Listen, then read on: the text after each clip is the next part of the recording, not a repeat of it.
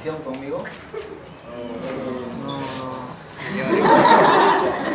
Bueno, el tema es tumor pulmón. Chinito está llorando. Ese tema es importante, no han visto mucho cuando hemos tratado conmigo, pero es un tema que sí hay una alta prevalencia, ¿no? Sino que es eso como un estudio oculto. Bueno, primero, el cáncer va a ser, hoy en día es la segunda causa más frecuente de muerte a nivel mundial después de las enfermedades cardiovasculares, ¿no? Va a ser, el cáncer pulmonar va a ser la primera causa de mortalidad del sexo masculino y la cuarta en lo que son las mujeres. Va a presentar su máxima incidencia entre los 55 y 65 años de edad. Más del 90% de las neoplasias pulmonares primarias son tumores malignos y el tabaco es el principal factor de riesgo, ¿no? Es importante ustedes preguntar siempre a un paciente cuántas cajetillas de cigarrillo ha fumado al día para sacar lo que es el índice tabáquico, ¿no? Todos ya han rotado, ya saben cuál es el índice tabáquico, ¿no? Va a ser el número de cigarrillos al día que el paciente fuma por el número de años sobre 20, ¿no? ¿Por qué sobre 20? Muy bien, sí saben. No respondí a esa. Y miren de acá, el riesgo relativo va a aumentar 10 veces en los fumadores activos y 1.5 veces en los que son fumadores pasivos. Al dejar de fumar va a disminuir este riesgo y a los 15 años se va a aproximar a los de los no fumadores. ¿Qué quiere decir? Hay un mito que dicen que puedes fumar todo lo que quieras, pero después de unos 10 años dejas de fumar y tu riesgo va a ser igual al que el paciente que nunca ha fumado. Es mentira. Sí se acerca al mínimo, pero no es igual. No existe hasta ahorita un patrón de herencia en el desarrollo del cáncer pulmonar. ¿Qué quiere decir? A diferencia del cáncer de colon, que generalmente es una enfermedad hereditaria, el papá, mamá que ha sufrido de cáncer de colon, muy probablemente los nietos o hijos pueden sufrirlo. En el cáncer pulmonar sí hay investigaciones para ver qué gen es el que provoca el cáncer pulmonar, pero no se ha evidenciado que realmente exista un patrón de herencia a nivel pulmonar. Entre todos los cánceres primarios, más del 90% van a pertenecer a los tipos histológicos del carcinoma escamoso, el adenocarcinoma, el carcinoma de células pequeñas y el carcinoma de células grandes y el carcinoma adenoescamoso, que es una mezcla entre el carcinoma escamoso y el adenocarcinoma. De todos estos tumores, el más agresivo es el de células pequeñas. El de células pequeñas es un tumor que generalmente se asocia al tabaco y cuando lo diagnostican, ya es una fase terminal prácticamente, porque ya está cuando hay una metástasis a todo, el cerebro, abdomen, pelvis, a todo lado, ¿no? Vamos a ir describiendo cada cáncer en las siguientes diapositivas. Este es un cuadro un poquito antiguo, pero es muy importante del INEM. Es más o menos los pacientes que se atienden allá y cuál es la frecuencia. Como ven acá, el cáncer de cuello uterino es el primer lugar, mama, estómago, tumores de piel y como 1, 2, 3, 4, como quinto lugar es los tumores pulmonares y el último son las glándulas tiroides. O sea, las mujeres tienen un gran factor de riesgo para desarrollar otras neoplasias, ¿no? Factores de riesgo. Este cuadrito nos presenta acá donde todas esas sustancias que están acá son las que están confirmadas que pueden provocar cáncer pulmonar. Por ejemplo, el arsénico en los pacientes que han trabajado con vidrio, en empresas de vidrio que trabajan con vidrio, el asbesto, ¿no? En pacientes que han estado en minas trabajando como en socavón, es un factor de riesgo también para desarrollar NM pulmonar. El éter clorometílico y el éster biclormetílico son sustancias que se elaboran como armas químicas. El cadmio y el cromo en la industria metalúrgica, el gas mostaza como arma química, el tabaco como ya dijimos, el níquel también en industrias metálicas, y el radón. ¿Qué significa? El gas radón es un gas natural que más que todo se da en la sierra donde los pacientes viven alrededor de la mina. Entonces genera más gas radón y es un factor de riesgo para desarrollar neoplasia. Y el hollín, ¿sí saben qué es el hollín, no? El humo de leña que está en las ollas y también el ácido sulfúrico. Todos estos factores de riesgo se ha comprobado que son cancerígenos. El tabaco, ¿cuál es el punto de corte para el tabaco? Cuando ustedes sacan el índice tabáquico va a sacar por paquetes año. Puede ser 10 paquetes año, 20 paquetes año, 30 paquetes año. Todos los pacientes que tienen más de 10 paquetes año es un factor de riesgo para desarrollar enfermedades respiratorias como puede ser bronquitis, POC, cualquier hiperactividad bronquial que dé sibilancias. Pero cuando ya los paquetes año son mayor de 30 paquetes año, ahí ya es un factor de riesgo para NM pulmonar. Todos los que fuman tienen que tener cuidado por ese caso. Miren lo que están fumando ustedes. Si es que fuman, no creo, ¿no? ¿Ya? Pero miren, ustedes, aquel paciente que fuma un cigarrillo, está fumando Baigó, sustancias que limpian el baño, leña, todo eso de ahí. ¿Ya? Eso de ahí, entonces ya saben, ¿ya? Todas estas sustancias que están con C son cancerígenas, comprobadas, ¿ya? Son cancerígenas comprobadas. ¿Y el óxido etileno? ¿Sí de qué? Hay un Este es un cuadrito que les he elaborado para ustedes. O sea, la exposición es un poquito compleja ya, pero este cuadro de acá resume toda la exposición prácticamente. El cáncer pulmonar se divide en dos grandes grupos. En lo que es el cáncer pulmonar de células no pequeñas, que va a representar el 75% de todas las neoplasias, y el cáncer pulmonar de células pequeñas, que representa el 25%, es el más agresivo y está fuertemente asociado a lo que es el tabaco, y generalmente se diagnostica en pacientes jóvenes, ¿ya? Del cáncer de células no pequeñas están los tres: el epidermoide, que representa el 25% del 75%, fuertemente asociado también al tabaco, pero es el de mejor pronóstico. El adenocarcinoma, que es el más frecuente de estos de acá, que se asocia más que todo a los no fumadores, y hay un ojo con el adenocarcinoma. Todo paciente que ha tenido tuberculosis o una gran neumonía que ha provocado una secuela a nivel pulmonar, generalmente este adenocarcinoma se asienta sobre estas lesiones. O sea, pacientes que han tenido TBC y han salido curados y tienen un fibrotórax secuelar, no queda ahí nada más. Muy posiblemente a futuro podrían desarrollar un tipo de cáncer porque este adenocarcinoma se asienta justo sobre estas lesiones. Entonces, un paciente con TBC y fibrotórax secular, estamos obligados a pedirle una tomografía de tórax con contraste para ver si es que hay algún tipo de cáncer que está surgiendo por ahí. El otro cáncer es el carcinoma indiferenciado, o también el de células grandes también. Representa solamente el 5%, también está asociado a tabaco y también es de mal pronóstico. Pero el que es de mal pronóstico es el de células pequeñas, es el más agresivo. ¿El Loaxel, doctor? ¿Células en avena? ¿A dónde pertenece? Células son tipos histológicos, ahorita lo voy a mencionar. ¿Ya? Entonces acá ya es unos cuadritos donde ya estoy explicando un poco mejor. Estos de acá son los tumores broncopulmonares más frecuentes, ¿no? Ya dijimos, el carcinoma escamoso epidermoide surge del epitelio bronquial y va a mostrar una típica queratinización. Se desarrolla casi siempre en los fumadores, va a afectar a lo que son los lóbulos primarios y segmentarios. Es el tipo histológico que más frecuente se cavita. Si usted ve una radiografía de tórax con una lesión sugerente de NM y que está cavitado, hay que pensar en un carcinoma epidermoide. Pero va a presentar varias variantes, ¿no? La papilar, la de células claras, las células pequeñas y baseloide. Y el 80% de los casos, la neoplasia ofrece una clara positividad para el factor de crecimiento epidérmico. ¿Qué es el factor de crecimiento epidérmico? Hay un gen que elabora este factor. Y el gen que elabora el factor de crecimiento epidérmico va a elaborar también un receptor que está ubicado en la membrana celular de todas las células. Entonces, al haber una sobreproducción de este gen, va a provocar una cascada de señalización donde las células se van a proliferar incontroladamente, lo que puede desarrollar cáncer. Antes que nosotros formamos todos los días células cancerígenas, sino que el mismo sistema inmunológico las deshace por diferentes mecanismos, nosotros eliminamos esas células cancerígenas. Como dije acá, el factor de crecimiento epidérmico es el factor que está en nuestro cuerpo, pero al un gen mutar, este factor va a provocar más desarrollo de células. Y si este desarrollo de células descontrolado es lo que genera la neoplasia. El carcinoma de células pequeñas o microcítico también es de alto grado de malignidad, asociado al tabaco, es más que todo de localización central, en un 95%, a diferencia del adenocarcinoma que es localización más que todo periférica. Es una neoplasia neuroendocrina y es característico el hallazgo de las mutaciones en la proteína P3, que es la proteína P53. Es una proteína supresora de tumores. Entonces, es como un factor protector de nosotros que tenemos, ¿no? Entonces, al haber mutación acá, no actúa bien y ya no hay alguien que nos proteja. Las mutaciones en el gen M y C, este gen son una familia de protoncógenes. ¿Qué quiere decir? Que son genes que provocan neoplasia en los seres humanos. Y las metilaciones de la caspasa 8, tiene que ver más que todo con la apoptosis, con la muerte celular programada, ¿no? Entonces, al inhibir esta caspasa 8, la célula ya no hay una adecuada apoptosis, entonces la célula se sigue replicando, lo que genera neoplasia, ¿no? Estas son las mutaciones en lo que son el carcinoma de células pequeñas.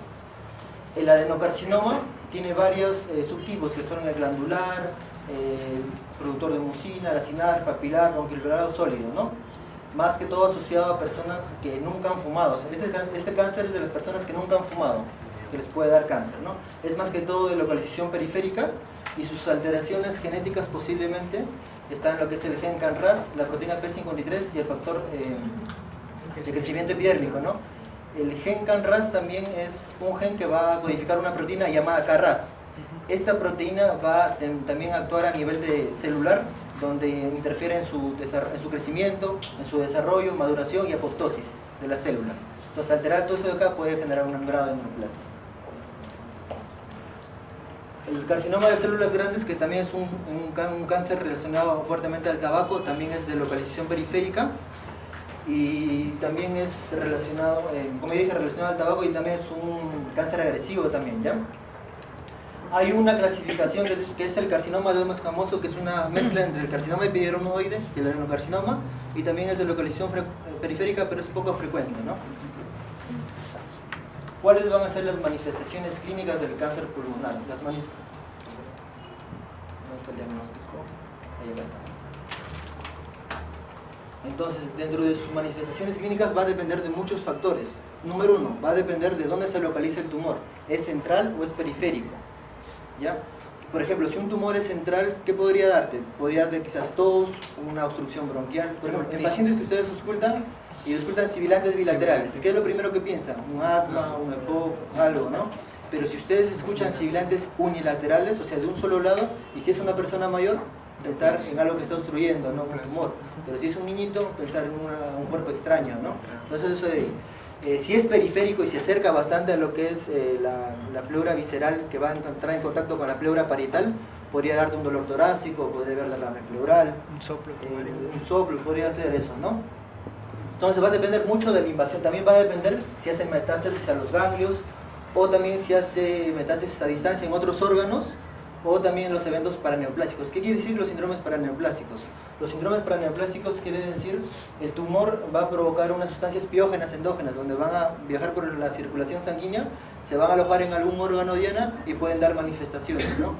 Puede haber hiponatremia, hipocalcemia, les voy a mencionar más adelante. ¿Síndrome de lisis tumoral es lo mismo? No es lo mismo que el síndrome de lisis tumoral. Síndrome de lisis tumoral, sí, pero no, es diferente, son parecidos, ¿no? Por lo general, ¿cómo nosotros diagnosticamos tumoración pulmón? Por ejemplo, en pacientes con tuberculosis, ¿cuánto tarda desde que se hace el núcleo inicial del micobacterio en desarrollar el foco de O, una primera infección? Para que te dé manifestaciones clínicas, más o menos tarda 8 semanas. Un tumor que se está formando en el pulmón, mientras crece, hasta que alcanza un máximo de 3 centímetros o 1 centímetro que podemos ver en la radiografía de tórax, pasan 8 años, de 5 a 8 años todavía.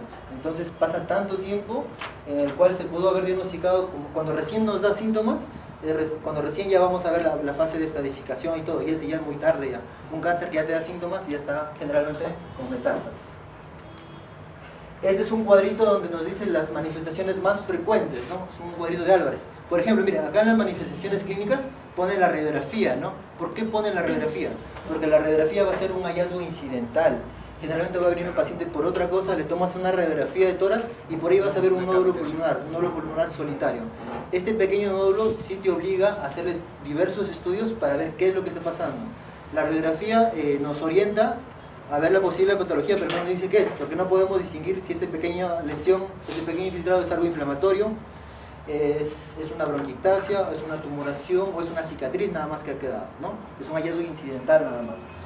Esto de acá está la frecuencia de las manifestaciones clínicas, ¿no? Que ya dijimos que va a depender de la lesión, de dónde está localizado el tumor.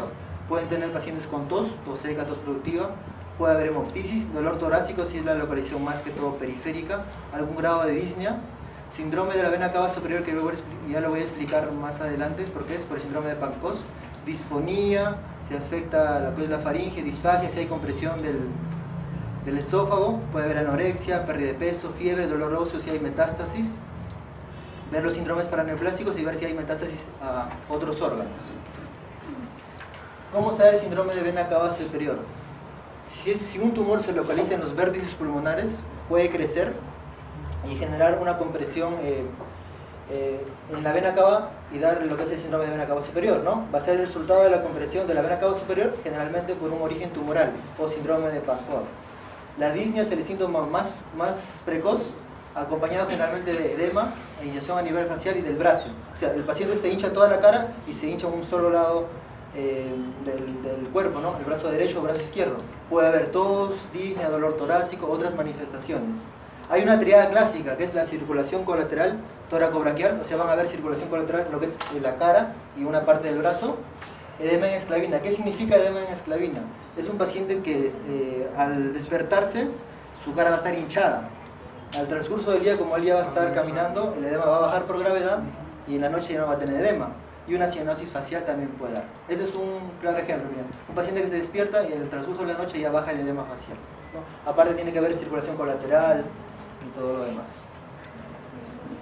Este de acá son las manifestaciones clínicas más frecuentes en un paciente que puede tomar un tumor central o un tumor periférico. Si es central puede haber tos, hemoptisis, sibilancias de un solo lado o estridor, disnea o algún grado de neumonitis.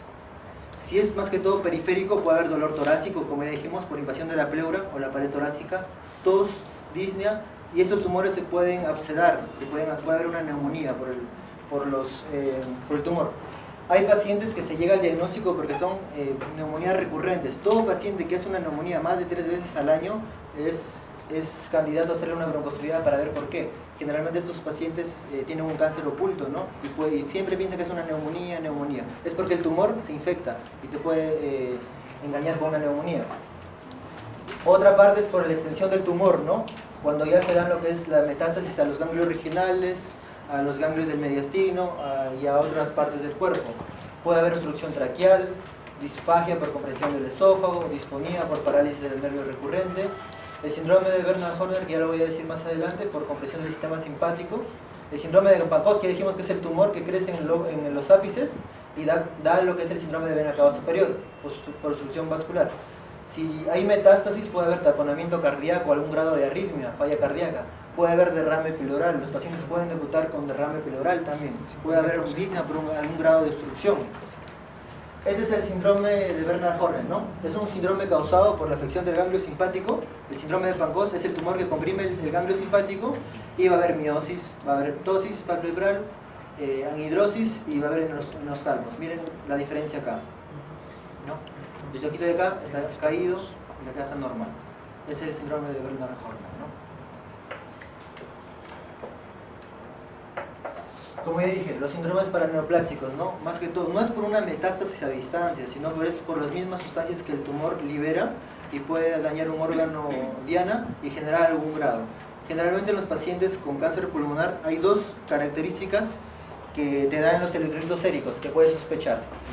Te da hipercalcemia y te da hiponatremia, ¿no? Y la hiponatremia más que todo es por el CIJAT, por un síndrome de secreción inadecuada del tumor. Puede haber acromegalia, ginecomastia, hiperglucemia o hipoglucemia, hiperglicemia. Depende más que todo de dónde las sustancias piógenas actúen. Si actúa a nivel sistémico, caquetia, fiebre. A nivel endocrinológico, lo que ya dije, osteoarticular, como acropaquias, neurológico y varias otras ramas, ¿no? Que ya se estudian por separado. El diagnóstico. Como ya dijimos, el diagnóstico más que todo va a ser incidental con una radiografía de tórax donde vamos a ver un nódulo pulmonar y ese nódulo pulmonar nos va a orientar al mayor estudio. Como ya dije, puede ser un tejido inflamatorio, infeccioso o tumoral, pero no distingue de eso de ahí. Esta es una radiografía de tórax. ¿Qué es lo que ven ahí? Un nódulo en ápice derecho. Un nódulo pulmonar, ¿no? Muy posiblemente de origen benigno porque es de bordes definidos, redondo, ¿no? Vamos a ver más adelante cuáles son las características de un paciente con un infiltrado radiográfico de posibles características malignas, ¿no? Entonces posiblemente veamos un nodulito pero no sabemos qué es. Puede ser una secuela de tuberculosis, puede ser un tumor o puede ser alguna inflamación de algún bronquio con una bronquictasia, también podría ser, ¿ya? Aquí vemos en la tomografía ya hablamos de densidades, ¿no? Acá hay una hiperdensidad, un poquito periférica, y miren cómo es miren, algo maligno, miren. El nódulo es espiculado, con cola de cometa, con una telectasia acá, bordes no muy bien definidos. Acá igualito, la cola de cometa es un signo tomográfico, ¿ya? Donde está el nódulo pulmonar que jala con una telectasia. Y aquí también pueden ver un infiltrado, una hiperdensidad con vidrio delustrado a su alrededor, vidrio despulido, ¿no? Son signos de un nódulo pero de causa maligna más que todo. Doctora, dice cola pleural, significa que engruesa la pleura también, ¿no? Creo que... Jala, lo que pasa es que el tumor se comporta como una telectasia, porque jala, contrae, trae parénquima pulmonar, ¿ya? Aquí hay otro. Este sí es característico, este sí es una neoplasia maligna fija. Bordes Miren, irregulares. miren las características de este nódulo o masita. Hipodensidad es muy Miren, tiene unos bordes así mal definidos un poco, Distintos. irregular, ¿no? Irregular y tiene calcificaciones periféricas. Esto de acá capta contraste también, ¿no? Acá está. Entonces, este es un nódulo maligno, pues calcificaciones periféricas, bordes espiculados, todo ahí. No es redondo como el nódulo pulmonar que han visto, ¿no? Al comienzo. Es en la tomografía toral. Lo ideal a todo paciente con nódulo pulmonar es sacarle una tomografía, ¿no? Una tomografía de alta resolución con contraste, con contraste. Y aquí vimos lo que habíamos hablado, ¿no? ¿De qué tumor podrían sospechar si es periférico y cavita? Epidermo. De dos, ¿no? El carcinoma epidermoide hemos dicho que es el que más frecuentemente cavita, pero el más periférico es el adenocarcinoma. Entonces podría ser un adenocarcinoma por la localización más frecuente. Entonces este paciente probablemente tenga dolor torácico porque está en contacto con la pleura parietal también, está cavitando, Más ¿no? fácil para que se abscede también, ¿no? Se está abscedando este tumor. Entonces estos pacientes vienen por neumonías recurrentes. Entonces estos pacientes entran a broncoscopía, se hace un lavado, una biopsia y ahí podría salir el diagnóstico. Otro, no esperen encontrar siempre lo típico, ¿no? Acá está todo bonito, ¿no? Con una hiperdensidad que se nota bien claro, pero al comienzo puede ser un vidrio despulido nada más, podría pasar como una bronquictasia o una ligera hiperdensidad, nada más que no, podría pasar desapercibida, pero esto de acá sí comienza con un vidrio despulido y luego ya se va a hacer lo de cambio, ¿ya? Con atelectasias, todo, a nivel bronquial. Si crece a nivel de bronquio puede dar una obstrucción bronquial unilateral, ¿no? Lo que provoca sibilante. ¿No la porción anterior? ¿Normal es eso? ¿Cuál? ¿Acá? No, arriba en la primera imagen, en la parte superior, en esa parte. Podría ser, sino que no tengo el otro lado, pero el de acá es más que todo, ¿ya? Ah, ya. No noto que sea algo malo. Por ejemplo, bronquiectasis nada más. Es un tumor espiculado, miren sus bordes mal definidos, espiculados, sugerentes de malignidad. Acá está agarrando dos bronquios, ¿no? El tumor está creciendo peribronquialmente, lo que va a dar obstrucción. No veo tan, bueno, la imagen dice que es un broncograma aéreo, pero no me parece tanto broncograma, me parece más que todo que son bronquios al lado del tumor, pero bueno. Otra imagen, sustancia que capta contraste, similar a las anteriores. Y este ya es un paciente que con un tumor central, miren, al lado de la carina prácticamente, un tumor central con derrame pleural. Unilateral. ¿No? Capta contraste y un derrame pleural. Unilateral de un solo lado aparentemente, no se ve acá. ¿Ya? Entonces, este paciente, ¿qué le harían? Una toracocentesis Una diagnóstica. toracocentesis diagnóstica, ¿no? Y ¿Qué le terapéutica en caso pedirían? de Disney. Un Pavlov-Cell para ver si le Pavlov-Cell, ¿no? ¿Qué esperan encontrar en el líquido? ¿Qué predominio poli o mono?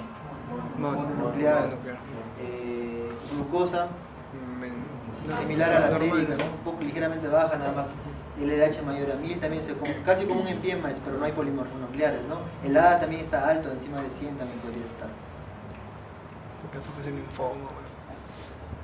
Otros exámenes diagnósticos está la punción transtorácica o conocida como VIPA. Pueden hacer dos cosas. Si ustedes en la tomografía ven que el tumor es de localización periférica y se puede entrar por una punción torácica guiada por tomografía, es lo de acá, es unas VIPAs para diagnóstico.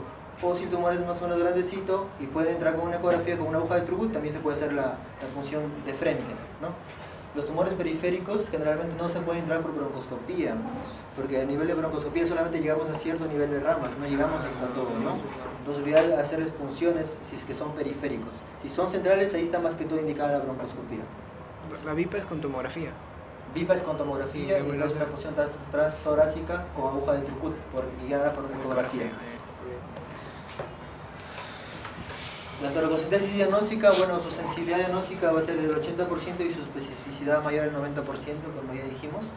Le pueden pedir una citología de esputo, o sea, pueden pedir un Pavlov-Cell en esputo, también tiene una regular sensibilidad del 66%, también nos ayuda. Una broncoscopía más que todo nos va a ayudar en neoplasias centrales, ¿no? Más que todo en periféricas. Hacen lavado bronquioalveolar, mandan Pavlov-Cell, hacen biopsias, hacen cepillado y nos ayuda bastante la broncoscopía. Todo lo que está en la mano para diagnosticar y esterificar está bien. Una ecografía endobronquial, ¿qué quiere decir una ecografía endobronquial? Esta es una técnica de broncoscopía, pero bajo ecografía torácica. O sea, es el broncoscopio, pero en el broncoscopio va una guía con un ecógrafo pequeño. Entonces, ese ecógrafo pequeño nos permite hacer punciones de los ganglios. Entra por la tráquea tiene varias cadenas ganglionarias, ubicadas en la carina a nivel paratraqueal y los bronquios principales. Con el broncoscopio normal pueden entrar, pero entran a las ramas, adentro. Pero con el broncoscopio llamado EBUS con guía ecográfica entran, pero ya van con una visión ecográfica, puede ver los ganglios y hacer punciones, microaspiraciones. ¿Cuánto vale? Vale como $300.000. ¿Quién lo tiene? Solamente lo tiene en países desarrollados. México, el Instituto Nacional de Enfermedades Respiratorias, ¿no? Lo malo del sistema de acá de Perú es que, ¿qué institutos tenemos acá nada más? Instituto de Ciencias Neurológicas, el INEM y el Instituto de Oftalmología.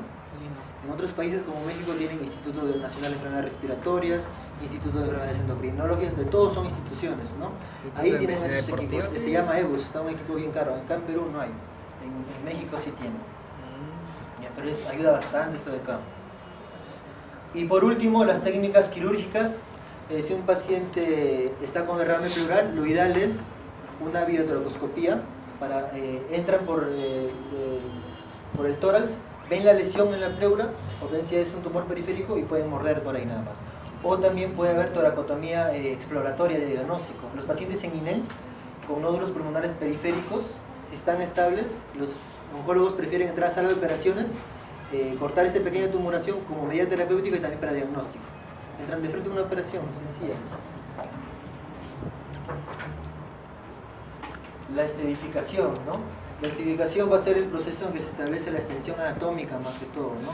Se realiza mediante el Sistema de Clasificación Internacional, el TNM, ¿no? Donde T es el tumor, N son los ganglios que están tomados regionales y M va a ser la metástasis a distancia. Esto de acá es para no marearnos, lo que ustedes tienen que saber nada más. El TX, ¿qué quiere decir TX? Va a ser un tumor oculto. Pero dirán, ¿cómo se diagnostica un tumor oculto? Bueno, va a ser pacientes que en la citología de esputo van a salir positivos, pero en imágenes no va a haber nada, en broncoscopía no va a haber nada, pero ya salió positivo, ¿no? Entonces probablemente es el arco bronquial, pero ya se tiene que tratar. El T0 cuando no hay evidencia de tumor primario, el T1 es el carcinoma in situ. El T1 tiene que saber que es un tumor menor de 3 centímetros, el T2 mayor de 3 centímetros, el T3 mayor de 7 centímetros y el T4 va a ser cualquier tamaño de tumor cuando ya compromete estructuras vecinas, esófago, mediastino, grandes vasos, ¿no? Es en resumen de todo lo acá que ya lo van a leer. La parte de la metástasis generalmente va a ser los ganglios tomados, ¿no? Va a ser de NX a N3 y va a depender de cuántos ganglios están tomados y qué ganglios son los más cercanos. Por ejemplo, N0 va a ser cuando no hay evidencia de que hay metástasis con ganglios linfáticos regionales. ¿Cómo se edifica? Con tomografía, con broncoscopía, con todo lo que tengas a la mano. El N1 ya va a ser metástasis de los ganglios peribronquiales más que todo, al lado de los bronquios principales de la tráquea y la carina. El N2 cuando ya la metástasis ganglionaria está al lado de los ganglios mediastínicos. Y el N3 cuando ya toma más ganglios mediastínicos, pero ya que son contralaterales, que ya son más, ya cuando hay estructuras del corazón, de los grandes vasos también. O si ustedes ven una lesión en un solo lado del pulmón y ven ganglios en el otro lado, son N3 ya. La estedificación del M ya es la metástasis a distancia, ¿no? M0 que no hay metástasis a distancia, M1 que ya hay metástasis a distancia y se divide en dos, ¿no? En otro órgano, y estos son más que todo en órganos cercanos, ¿no? Esta estedificación, ¿para qué nos sirve? Nos sirve más que todo para ver el tratamiento, ¿no? El tratamiento se va a dividir en dos grandes grupos prácticamente. Son dos cosas. Tratar el tumor, generalmente el tratamiento es quirúrgico, radioterapia, quimioterapia, por un solo lado, y tratamiento coadyuvante de los síntomas. Si el paciente está con disnea, está con insuficiencia respiratoria, darle oxígeno, broncodilatadores que le ayuden si está con hemoptisis, darle antituxígenos, ácido tranexámico, manejar la hemoptisis. Si está con derrame pleural, un paciente con un derrame pleural maligno, le harán la toracocentesis y aprovecharán para hacer lo que es la pleurodesis. ¿No? ¿Qué es la pleurodesis? Hacer que se secrete menos líquidos. Más que todo una medida terapéutica, ¿no? Un paciente puede tener un nódulo pulmonar chiquito, pero si ya se derrame pleural, probablemente es una metástasis, es un tumor ya metastásico porque ya se metástasis a la pleura. Pleura ya es un órgano a distancia, ya no quiere decir que está cerca, es un órgano cercano. Entonces, estos pacientes está indicado hacer la pleurodesis. Ingresan con un catéter evacúan todo el líquido, pueden utilizar diversas sustancias para la pleuritis. Puede ser talco, tetraciclinas, fármacos como 5-fluoracilo para el tratamiento del cáncer. Y la tendencia actualmente, porque estos medicamentos también pueden causar un grado de irritación pleural excesiva, es lo que es utilizar los hemoderivados. La propia sangre de uno es utilizar cualquier cosa que provoque irritación de las pleuras para que las pleuras se peguen y el derrame pleural no siga, ¿no? Es como una medida terapéutica y paliativa más que todo. Y el tratamiento más que todo es quirúrgico, por eso no quería ahondar. Ustedes tienen que saber más que todo lo anterior. Se divide en dos grandes cosas. Cuando es un estadio 1A hasta un estadio 2A, el tratamiento más que todo es tratamiento quirúrgico y radioterapia. Cuando es un estadio 3B, el tratamiento es quirúrgico, radioterapia y quimioterapia dependiendo del estadio. Cuando ya su estadio es más avanzado, hasta un estadio 4, el tratamiento ya más que todo es paliativo, con quimioterapia, calmar el dolor más que todo, y las medidas paliativas que se pueden dar, ¿no? Eso es más que todo la exposición, algo concreto. Y esto de acá más que todo es un cuadrito de estadiaje, ¿ya? Esto es un cuadrito de España, por eso tiene tantos meses de sobrevivida. Por ejemplo, de 1 a 87 meses, de 3 a 24 meses, 2 años. Los pacientes que están acá, que están mal, demoran 6 meses, ya, chao, se fueron. 6 meses el tiempo de sobrevida cuando un paciente se diagnostica acá en Perú. Acá, porque es España, supongo que dan, miren, 2 años prácticamente. Mentira, ¿sí? Ya, bueno, muchachos, eso es todo, es la última exposición con ustedes.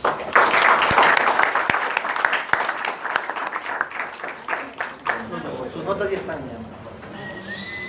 Están aprobadas. Hay patrones para diferenciar si es un tumor primario del pulmón o es metástasis de otro órgano. ¿Cómo diagnosticarlo? O sea, hay un patrón radiológico que más o menos me diferencia una neoplasia primaria de una neoplasia secundaria. Todo es el diagnóstico anatomopatológico. Todo es anatomopatológico. Ya,